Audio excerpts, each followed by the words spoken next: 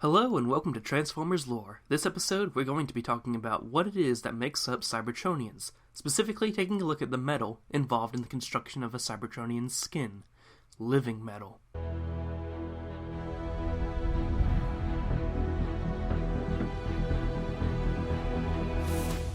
The Hasbro Takaratomi multiverse sees great variations between concepts and individuals from universe to universe.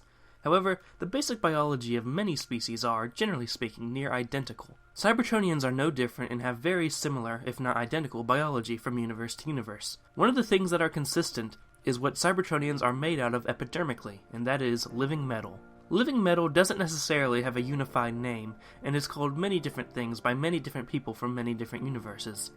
These names include protomatter, technomatter, sentio-metallico, birth metal, cybermatter, sparked metal, elemental metal, and transformium. Yeah, if you thought transformium was an invention just for Age of Extinction, it's been around for a long time.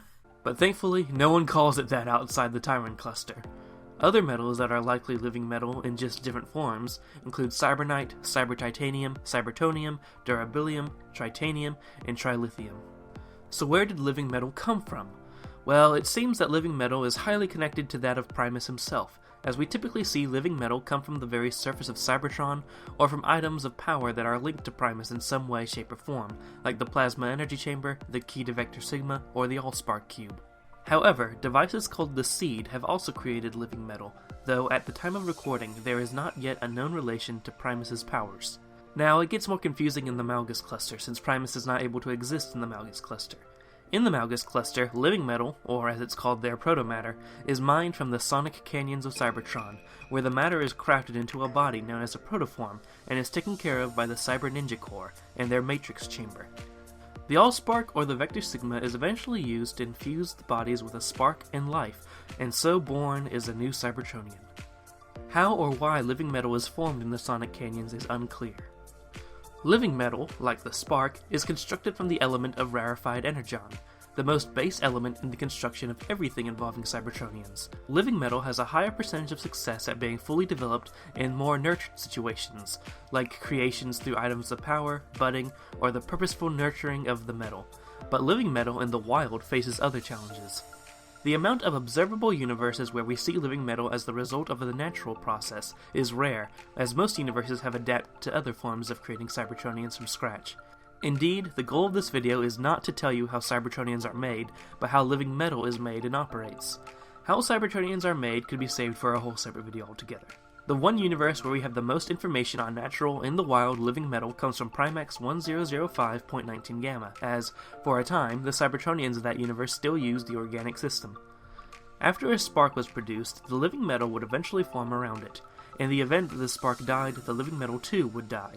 However, in rarer cases, the living metal will turn into a snowflake-like object, in the form of widowed metal, a very valuable substance. In the usual case, the spark and its living metal would be harvested by other Cybertronians. The spark would effectively infuse its CNA into the living metal and begin to shape its body. The CNA gives the living metal the instructions to slowly develop into the body for new Cybertronians, as well as to give the Cybertronian its natural alternate mode. In the earliest stages, the living metal will be something like a simple geometric shape, like a cube, before eventually growing limbs, a face, and eventually a full-sized body with an alternate mode. During these early stages, the protoform will be warm, and after the alternate mode is solidified, the protoform will begin its cooling phase. In the event that the living metal has difficulty with naturally reading the CNA of the spark, another Cybertronian may intervene to help it develop. These Cybertronians have been known to be called blacksmiths. As part of the development of a Cybertronian, the living metal creates unique organs like the transformation cog. Because of this, organs like transformation cogs are unable to be built by any other metal. Some Cybertronians can have the same sort of body type. Because body type is determined by CNA, this can explain why genetically related Cybertronians look identical. However, not all siblings have the same body type, and not all Cybertronians with a shared body type are related. Because of the CNA infusion that is unique to every Cybertronian, we can see that even though living metal can change over time, we often see the base physical traits for an individual to always be present. One's life energy can be a source of color for a Cybertronian, as, in some cases, the death of a Cybertronian can result in the individual's living metal to fade or become colorless. If ancient Cybertronians die, their living metal can sometimes collapse into powder. Even after death, however, there can still be traces of CNA in the remains of the living metal. This can be used to create products like clones. The CNA in living metal can also be used in the budding process. A very malleable and self-replicating metal, living metal can be used in the budding process for asexual reproduction, still following the instructions carried out by the CNA, though diversity can be seen from offspring to offspring. On the subject of colorization, an upgrade on an individual or boost of power can cause living metal to change color entirely. With Cybertron itself made of living metal, many universes have seen Cybertron change from a more golden hue to a grayer hue, depending on the energy levels of the planet. This is not a uniform phenomena, however. On the subject of living metal's malleability, living metal's self-replication and malleability is key to the Cybertronians. If one were to put a spark into a body made from non-living metal, the spark would be able to convert the non-living metal into living metal, on the molecular level. Living metal is also conductive to a Cybertronian's scanning ability, allowing them to assume a new form. Living metal's adaptability can incorporate parts made from non-living metal into their body, and the self-replication process is also part of the driving force behind a Cybertronian self-repair program. The self-repair program can be enhanced artificially through the use of outside forces like more energon, which can cause the wounded body parts to appear as if they were healed spontaneously. Living metal can handle heat up to 6,000 degrees Fahrenheit. Because of this, Cybertronians can handle things like lava at short intervals, but cannot handle extreme heat like the sun. Living metal is susceptible to unique diseases like cosmic rust, and can be broken down by compounds like polyhydroxybutyrate. However, the remains of broken down living metal can be refined into other crystal structures, like Lonsdaleite. Living metal can be a double-edged sword, as if a Cybertronian loses too much of it, or lacks the ability to regenerate it, then a Cybertronian can begin to suffer minor malfunctions like the loss of a complete transform capability, while extreme cases can lead to death.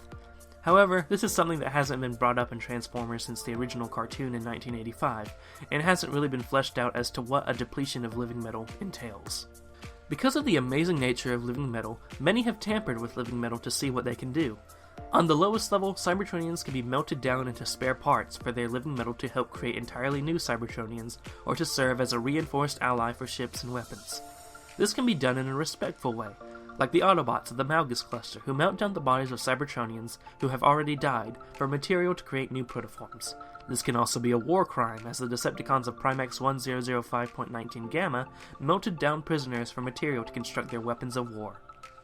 Living metal can be manipulated by outside forces like quantum surges to completely reformat an individual. Living metal can convert organic matter into living metal in a wild fashion, but if it is harnessed and controlled, the effect can be both temporary and without side effect.